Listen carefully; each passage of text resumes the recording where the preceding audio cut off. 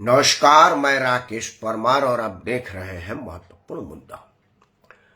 मित्रों, महत्वपूर्ण मुद्दे में आज बात करने से पहले सबसे पहले लौह पुरुष सरदार वल्लभ भाई पटेल के 150वीं जन्म जयंती पर उनको शत शत नमन करते हैं और लौह महिला आयरन लेडी के रूप में मशहूर श्रीमती इंदिरा गांधी, पूर्व प्रधानमंत्री भारत सरकार, उनको भी शत शत नमन करते हैं।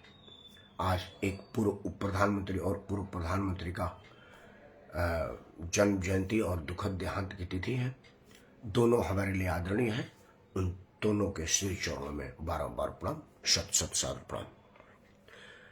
मित्रों, आज मैंने कल एक वीडियो लगाया था, बड़े लोगों की उस पर प्रतिक्रियाएं आई हैं। मैंने कहा था कि यह जो नेताओं को घेर घेर करके पथराव किया जा रहा है, यह महज संजोग है या कोई प्रयोग है। अब वो साबित हो गया है कि वो एक प्रयोग है। प्रयोग इन द सेंस कि उसके लिए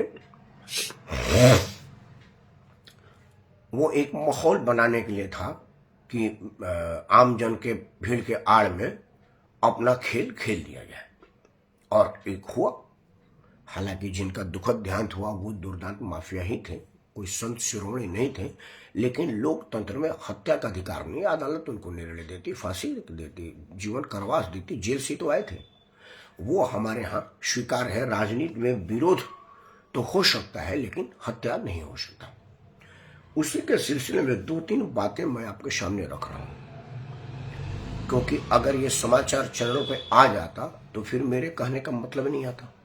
अगर आप इसको कहीं और देखते तो फिर मेरा वीडियो क्यों देखते? तो मेरा वीडियो आप देखेंगे, इसीलिए यह मैं आपको बताने जा रहा हूं जो और समाचार चैनलों पर नहीं बताया जा रहा। क्योंकि मेरा टैगलाइन है कि आपके इस चैनल पर उन्हीं विषयों पर विश्लेषण दिखाई, बताई या सुनाई जाती है जो और चैनलों पर या तो होती नहीं है या होने नहीं दी जाती है।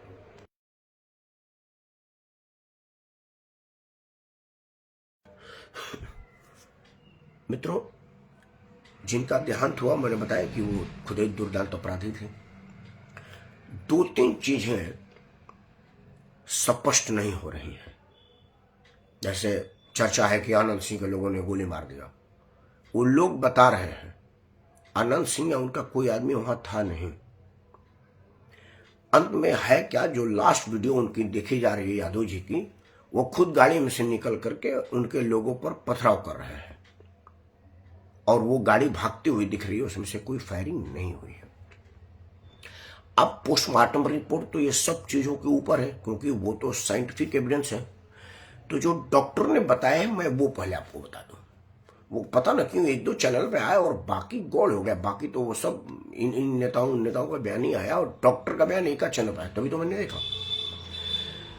ऑपरेशन मतलब उसका पोस्टमार्टम करने वाले डॉक्टर ने कहा कि शरीर पर कोई बहुत बड़ी चोट नहीं थी जो प्राणघातक हो। गोले उनके नीचे मतलब पांव के निचले हिस्से में लगी है, जिसे जान नहीं जा सकता। मतलब वो जो हमारे योगी जी रोज लंगड़ा कर रहे हैं, ऐसे लोगों को उत्तर प्रदेश में किसी ने उसी तरह का काम किया है। प्राणघातक मामला नहीं है, न ही उनकी गला दबाई गई है। अब विस्तृत रिपोर्ट आएगा कि क्या कोई जहर दिया गया है या भीड़ को देख करके गड़बड़ा करके हार्ट फेल हो गया है या कोई अलग कांड कर दिया गया है। क्योंकि राजनीति में जो नहीं हो रहा है वो तो वही होता है।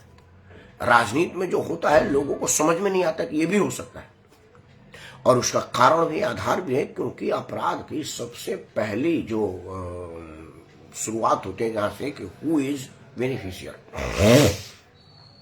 फायदा किसको, यहीं से शुरुआत होती है। अपराध अगर होता है भाई ये मरा है 30 लाख किसको मिल रहा है, ये जो मरा इसके संपत्ति किसको जा रही है, डायरेक्ट इनडायरेक्ट, यहीं से शुरुआत होती है क्रिमिनल सेक्टर। तो जो आदमी मरा है वो जनता दल राष्ट्रीय का नेता है, प्रचार कर रहा है प्रशांत किशोर के लिए। कहा जा रहा है कि उसके मन पसंद का उम्मीदवार राजेंद्र ने नहीं दिया, इसलिए वो अलग लाइन ले लिया, या उसको बताया गया है कि तुम अलग लाइन ले लो, मुझे दबाव में टिकट देना पड़ा है। वो जिस आदमी के विरोध में अभी खड़ा हुआ था वो कल तक उसी के साथ था, तो खैर अपराधियों की कोई दीन ईमान नहीं होती और ना ही नेताओं की होती। इस मामले में दोनों बराबर होता है। कल मन बन रहा है तो आपके साथ है, कल मन नहीं बन रहा है तो आपके विरोध है। यह बहुत बड़ा मुद्दा नहीं है। बड़ा मुद्दा यह है कि आज वो जिस पार्टी का नेता था उस पार्टी के प्रचार वाहन पर नहीं था। कायदे से कि मान लीजिए कि मैं राजद का अगर कार्यकर्ता नेता हूं तो मेरे को टिकट मिला नहीं मिला, मुझे तो राजद के प्रचार में बेमन से ही जाना पड़ेगा। बेशक मैं जाके अंदर खाने उसको हरवाने की साजिश करूं जैसा नेतागण करते हैं, लेकिन वो ऐसा नहीं किए। वो खुलेआम दूसरे राजनीतिक दल के समर्थन में प्रचार कर रहे थे और उनका अपने पार्टी का समर्थन में नहीं जा रहे थे। तो क्या कुछ इस तरह की बात हुई है जिसमें मामला कहीं और जाए, हो कुछ और जाए? क्योंकि राजनीति में जो होता है वो दिखता नहीं, जो दिखता है वो होता नहीं, और जो होने वाला आता है वो कोई कहता नहीं, या जो हो चुका होता है उस पर कोई बोलता नहीं। राजनीति में तो यही होती है और अपराध में भी यही होती है। और अपराध और राजनीति का चोली दामन का रिश्ता है। एक ही सिक्के के दो पहलू हैं, दोनों अगर बढ़िया से छपाई ना हो तो सिक्का नहीं चलेगा। अगर सिक्का चल रहा है मतलब छपाई दोनों तरफ बराबर हुई है। तो अगर राजनीति चल रही है मतलब एक तरफ अपराधी है बराबर के बाद में और दूसरा तरफ राजनीति है, दोनों एक ही साथ है, तभी चलकर उनकी राजनीति चल रही है। और पोस्टमार्टम में कोई घटना नहीं है। जिनके नाम का प्रचार हो रहा है अनंत सिंह वहां है नहीं, और अनंत सिंह के लोग आगे आगे भाग रहे हैं, ये पीछे पीछे स्वयं पत्थर मार रहे हैं। यह एक मामला है। दूसरा मामला जो मैं बार बार कह रहा हूं कि प्रशांत किशोर एक घातक आदमी है। ये सीधा अरविंद केजरीवाल का जीरोक्स कॉपी है। बिहार का केजरीवाल है ये। और उस पर एक ही लाइन है जो बड़ा बढ़िया सूट बैठता है। वो लाइन यह है केजरीवाल के लिए, प्रशांत किशोर के लिए, कि आए थे तवायफों का कोठा बंद कराने, सिक्के कोई खनक देख खुद मुजरा करने लगे। यह आया था राजनीति बदलने की दावा करने वाले, जैसा केजरीवाल दिल्ली में किया था कि हम राजनीति बदल देंगे। और राजनीति कैसे बदला? जो टिकट दिया वो अपराधी परिवार का था, जो उसके समर्थन में प्रचार कर रहा था, अभी कल से जेल से आया हुआ था, और उसके इलाके में 90 से बाहुबली की छवि है और सब बच्चा बच्चा जानता है कि वो कैसा आदमी है। कई मतलब अभी जेल से ही वापस आया था, कई साल की सजा हुई थी, मर्डर अपहरण कई तरह के अपराध में। अब ये किस तरह की राजनीति बदल रहा है भाई? जिसको चुनाव प्रचार के लिए अपराधी मिल रहा है और टिकट देने के लिए अपराधी का परिवार मिल रहा है।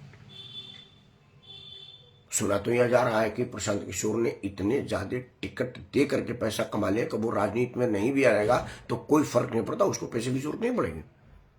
हालांकि यह आरोप भी हो सकता है, सच्चाई भी हो सकता है, इसका पुख्ता प्रमाण मेरे पास नहीं है, लेकिन यह तो प्रमाण वीडियो पर है कि वो आदमी जिसकी मौत हुई है वो इसके कैंडिडेट का प्रचार कर रहा था और वो मारा गया। और वो जो कैंडिडेट है खुद भी कोई दूध का धुला नहीं है और ये तो घोषित अपराधी है। तो किस तरह का सुराज ला रहे हो? और उससे भी बड़ी बात कि वहां पर सभी लोगों ने अपना अपना दौड़ा किया, पॉलिटिकल पर्यटन हुई है। जन स्वराज का संस्थापक अभी तक नहीं गया। यहां एक वीडियो बयान दे दिया कि हत्या नहीं हो सकती, हत्या नहीं होनी चाहिए, विरोध लोकतंत्र का हिस्सा है, आप करिए, हत्या ना करिए। हत्या करने की नौबत ही क्यों आई? तू तो आया था बदलने के लिए। मित्रों, बिहार में बाहुबलियों का अचानक बाहुबल का मेरा जो आशंका है वह यह है कि जो चुनाव प्रचार दोनों ही तरफ से है वह है लालू का जंगल राज बनाम नीतीश का मंगल राज। और लोग कहा जाते कि क्या ये मंगल राज है? और निसंदेह जो भी आदमी होगा, जो बिहार का ही चिंतक होगा, वो कहेगा कि मंगल राज तो बिल्कुल ही नहीं है। मैं भी कह रहा हूं कि अगर यही मंगल राज है तो फिर ये राज ना हो। अब इसी को बल देने के लिए, इसी को मजबूती देने के लिए यह सब हो रहा है। तो बेनिफिशियल कौन? आप समझ जाइए। अगर अचानक अपराध की ग्राफ बढ़ गई है, देखिए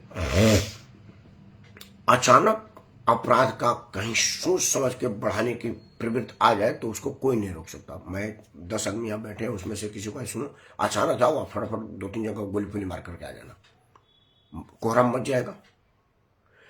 तो क्या बिहार चुनाव के कुछ दिन पहले से यह नैरेटिव सेट की जा रही थी, यह मनोदशा बनाई जा रही थी कि भाई जंगल राज की पुनर्स्थापना जैसा कोई पिक्चर आम जन को दिखाया जाए, ताकि जो सरकारी रिपोर्ट आए या टीवी चैनल में आए या आम डिबेट में आए कि भाई अगर वो जंगल आता तो यह क्या है, अस्पताल में लोग मारे जा रहे हैं, उद्योगपतियों की मर्डर हो रही है, अपहरण हो रहा है, यह सब क्या है और इससे बेनिफिशियल कौन है, यह सब आप लिंक को जोड़ते जाइएगा तो आपको सारी चीजें समझ में आएगी कि who is beneficial, who will beneficial. तो सारा आपको जो घटनाएं हुई हैं उसकी सारी सीन स्पष्ट हो जाएगी शीशे की तरह से आपके सामने। जिस तरह से आदमी, आपको कुछ कहीं करने की जरूरत नहीं, बहुत ज्यादा दिमाग लगाने की आवश्यकता नहीं है, बहुत ज्यादा गहन सोच की भी जरूरत नहीं।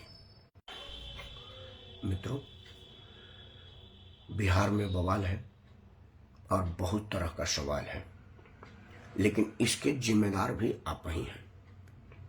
वो इसलिए कि मैं भी कई जगह फोन कर रहा हूं, पता कर रहा हूं, पूछ रहा हूं, टीवी में देख रहा हूं, क्योंकि आजकल तो सारी मीडिया बिहार में है। और मुझे बड़ा दुखद लग रहा है, बड़ा अफसोस के साथ मैं कह रहा हूं कि ये जो रॉबिन हुड की छवि प्रस्तुत की जा रही है ना अपराधियों का, यही मेन जड़ है अपराध को राजनीति में पनपने देने का। क्योंकि नेतागण भी सोच रहे कि यार इसकी छवि जीत जाता है, क्योंकि कई बार इन अपराधियों को राजनीतिक दलों ने टिकट नहीं दिया है, ये निर्दलीय जीत गए। तो भाई नेता को तो वहां का सीट चाहिए ना भाई निर्दलीय एमएलए हो जाएगा तो अगर मान लीजिए सारे अपराधी आ जाए तो वहां तो 424, 124, 224, 524 निर्दलीय चले जाएंगे और सारे माफिया चले जाएंगे, तो सदन का क्या हाल होगा। तो इसकी जो छवि में, जैसे कि एक, मैं नाम नहीं रखूंगा, किसी का दोष करना ठीक नहीं है, कह रहे थे कि देखिए ये उनके भाई गुंडा तो नहीं कहेंगे, वो बड़े लोगों के गुंडा थे, बड़े लोगों को लूटते थे और गरीबों में बांट देते थे। भाई संविधान के कौन से पन्ने में लिखा है आप सरकार हैं कि टैक्स वसूल रहे हैं?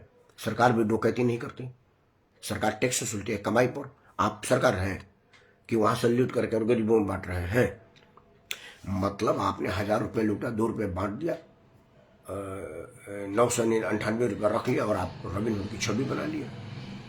और आम जन कह रहे कि नहीं जी ये तो बढ़िया आदमी है, गरीबों में बांटते हैं, गरीबों का बड़ा काम करते हैं। एक आदमी बोला कि अनंत सिंह गुंडा है, बोला अनंत सिंह के विषय में जानते हैं? बोले नहीं। आप अनंत सिंह क्या चाहिए? दो आदमी ना, एक आदमी जरा मेला कुचेला कपड़ा पहन लीजिए और कहिए कि ये रिक्शा चलाता है और आप का साफ सुथरा कपड़ा पहने, आप बताइएगा कि मैं मुख्य मैनेजर हूं। दोनों उनके चौकी पर दोनों बराबरी में बैठे रहेंगे और सबसे पहले रिक्शा वाले से पूछेंगे कि बोलो भाई क्या काम है। कितनी बढ़िया छवि गढ़ी गई है, कितनी बढ़िया आबो हवा बनाई गई है लोगों के मन में कि चाहे अंबानी आवे या रिक्शा वाला आवे, दोनों आदमी को एक बराबर ट्रीटमेंट है। और यही अपराध का आधार है। अब सवाल है कि ये कैसे हटे? ये हटे सरकार से। यह काम सरकार का है कि आम जन को भरोसा दिलाए कि आपका काम हमारे द्वारा होगा। जो काम, वो क्या काम करते होंगे, किसी पुलिस वाले से कोई मामला पड़ रहा है, किसी अस्पताल वाले को बोल देते होंगे, कोई राशन कार्ड वाले को बोल देते होंगे, 2 किलो अनाज दे देते होंगे। तो यह सब काम सरकार का है। अगर यह सरकार कहती तो उसको किसी छोटे सरकार, बड़े सरकार और मझोले सरकार के पास जाने की क्या जरूरत पड़ती है, अगर वो असली सरकार ऐसा काम कर देती तो। लेकिन असली सरकार तो जाति उन्माद फैला रही है और खुद का घर भर रही है अपने बहू और आगने वाली पीढ़ी को। तो जब तक यह होगा तब तक आप इसी तरह से पीछे जाएंगे।